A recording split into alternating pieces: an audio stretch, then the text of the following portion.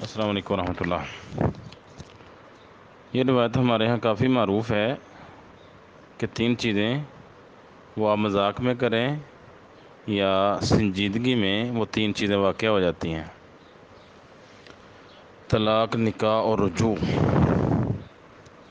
تو اس بارے میں روایات ہیں مختلف کتابوں میں۔ پہلی روایت یہ روایت ہے سنن نبی داود میں 2194، جامع ترمذی میں 1184، سنن ابن ماجہ میں 2039، سنن سعید بن منصور 1603، احادیث اسماعیل بن جعفر حدیث نمبر 442، المنتقى لابن جارود حدیث نمبر 712، شرح معانی الآثار حدیث نمبر 4654، سنن دارقطنی حدیث نمبر 3635، مستدرک حاکم میں بھی یہ روایت ہے، اور سنن بہقی میں بھی حدیث نمبر 14993۔ اس میں ابو ہریرہ رضی اللہ تعالیٰ عنہ بیان کرتے ہیں کہ رسول اللہ صلی اللہ علیہ وسلم نے ارشاد فرمایا: ثلاث جدہن جد وہزلہن جد، النکاح والطلاق والرجعۃ۔ تین چیزیں ان کی سنجیدگی بھی سنجیدگی ہے اور ان کا مذاق بھی سنجیدگی ہے کہ آپ سنجیدہ ہو کے یہ کلمات بولیں، یہ کام کریں یا مذاق میں کر دیں، تین کام واقع ہو جاتے ہیں: ایک نکاح، دوسرا طلاق اور تیسرا رجوع۔ تو اس وجہ سے کچھ لوگ کہتے ہیں کہ مذاق میں دی ہوئی طلاق بھی طلاق واقع ہو جاتی ہے۔ تو یہ روایت سند کے لحاظ سے ٹھیک نہیں۔ اس میں راوی ہیں عبد الرحمن بن حبیب بن اردک، یہ ضعیف راوی ہیں۔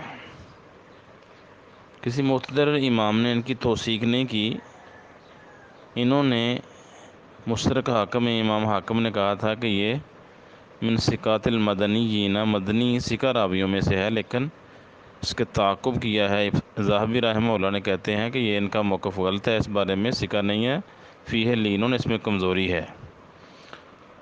اور امام نسائی رحمہ اللہ نے ان کو منکر الحدیث قرار دیا ہے۔ کاشف میں بھی یہی لکھا ہے امام ذہبی نے، فیہ لین۔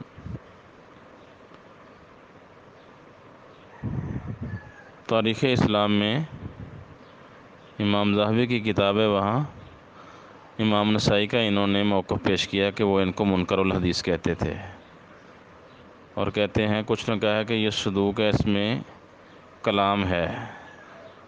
تو صدوق کس نے کہا ہے اس کی کوئی نہیں، باقی کلام کی بات آ گئی۔ تو امام نسائی رحمہ اللہ نے ان پر سخت جرح کی ہے۔ اور بیان الوہم والایہام، اس میں ابن قطان کہتے ہیں لا تعرف حالہ، یہ نامعلوم راوی ہے، اس کے حالات نہیں ملے، کسی نے توثیق نہیں کی۔ حافظ ابن حجر رحمہ اللہ نے بھی اس میں تقریب التہذیب میں اس کو لین الحدیث کہا ہے۔ تو یہ ضعیف راوی ہے، اس وجہ سے یہ روایت ضعیف ہے۔ تو ان تین کاموں میں بھی، نکاح میں، طلاق میں اور رجوع میں، سنجیدگی ہونی چاہیے۔ مذاق کا نہ نکاح ہوتا ہے، نہ طلاق ہوتی ہے، نہ رجوع ہوتا ہے۔ تو قرآن کے سیاق سے بھی سمجھ آتی ہے کہ جس نے طلاق دینی ہو وہ ارادتاً طلاق دے، مذاق ٹھٹھے میں نہیں۔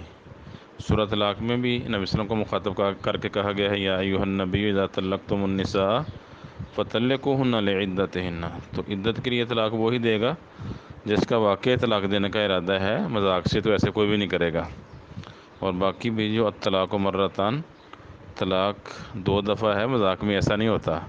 تو یہ کام سنجیدگی میں ہوتے ہیں، اور جتنی بھی طلاقیں ہوئی ہیں رسول اللہ صلی اللہ علیہ وسلم کے دور میں وہ ساری ہی سنجیدگی پر مبنی تھی۔ کوئی مذاق یا طلاق یا اسی طرح ٹھٹھے میں کوئی طلاق نہیں ہوئی، اور نہ ہی اس کو لاگو کیا گیا ہے۔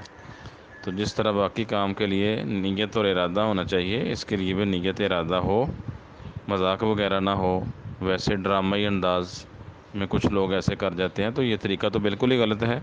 لیکن مذاق چونکہ شریعت میں ایکسیپٹیبل نہیں ہے، اس کو نہ لاگو کیا جا سکتا ہے، نہ اس کو حقیقت پر مبنی قرار دیا جا سکتا ہے۔ تو اس لیے ان 3 کاموں میں بھی سنجیدگی، نیت اور ارادہ ہونا چاہیے۔ السلام علیکم۔ بہترین صدقہ جاریہ حاصل کرنے کے لیے اس ویڈیو کو لائک، کمنٹ اور شیئر کرنا مت بھولیں۔